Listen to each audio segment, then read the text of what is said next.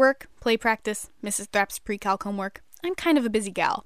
I get home, I have an hour for dinner, and I'm tired of those TV dinners in the freezer. They're cheap, and the corn always tastes weird. I feel defeated. I look in the fridge with one last ray of hope in my soul, and behold, hidden in a Tupperware container is my stomach's savior. I made meatball stroganoff over the weekend. And here's how I did it. Wash your hands. It's something you'll almost always, without fail, what I like to call forget and regret. Preheat your oven. 400 degrees Fahrenheit should do. Now you got this pan.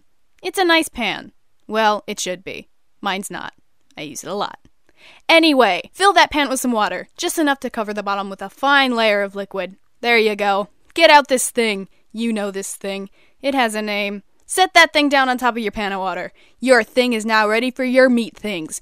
Meatballs. I know words. Now you make your meatballs, the best part in my opinion, because you literally just take these ingredients with these measurements and throw them in a giant bowl.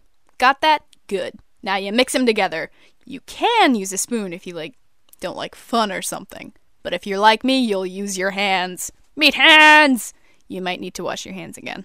But not yet, because you still gotta shape those meatballs. Now, usually you'll want to make those meatballs about 1 inch thick. For those of us without fancy melon ballers to measure it for us, it comes out to about kind of small. Just make sure they're all the same size, and then you can wash your hands. It will feel really weird. Meat hands! Put them in the oven. Take a 20-minute ukulele break. Open that oven. Look at those meatballs. Now, normally you'd take a meat thermometer and check to make sure you got a temperature of 160 degrees Fahrenheit, but we're hardcore, not afraid of food poisoning, so we're not gonna do that. Also, my meat thermometer is broken. It'll be fine. Do you smell that? That's the sweet smell of victory. You've made your meatballs. But you ain't done. No, this is meatball stroganoff. You'll be cooking till the sun comes up. Not really. Maybe. It might feel like it. Anyway, sauce. Without it, you're just a sad sack eating meatballs and noodles. But you're not a sad sack, 'cause we're making sauce.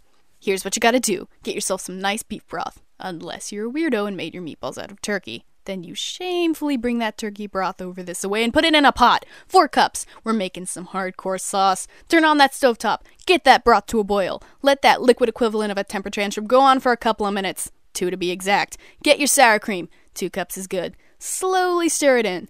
Do the same with whipping cream. 2 cups. Stir it. Stir it good. It should look like this. Last thing I promise, we're almost to that sweet, sweet deliciousness. Get out a pot.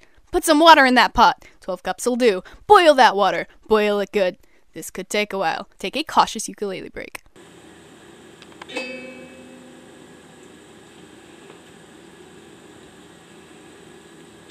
Boils! Get out your egg noodles. You know the kind.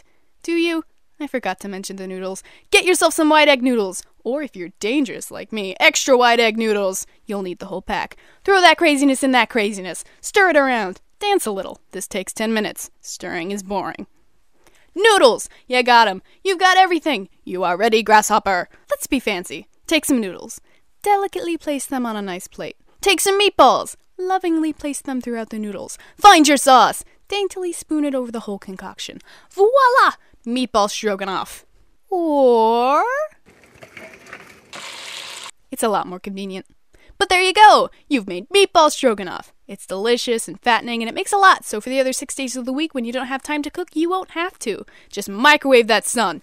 Boom! Dinner! You can even throw it in some fancy Tupperware if you're on the run. I know there's a lot of food out there that you can make and stir up for the week. Meatball stroganoff isn't anything special in that department. But it's one of my personal favorites. It's filling, and it pretty much tastes like whatever meat you make, and it doesn't have too many vegetables in there getting in the way. I make it whenever I can, and I love it. I think you would too. Thank you for watching.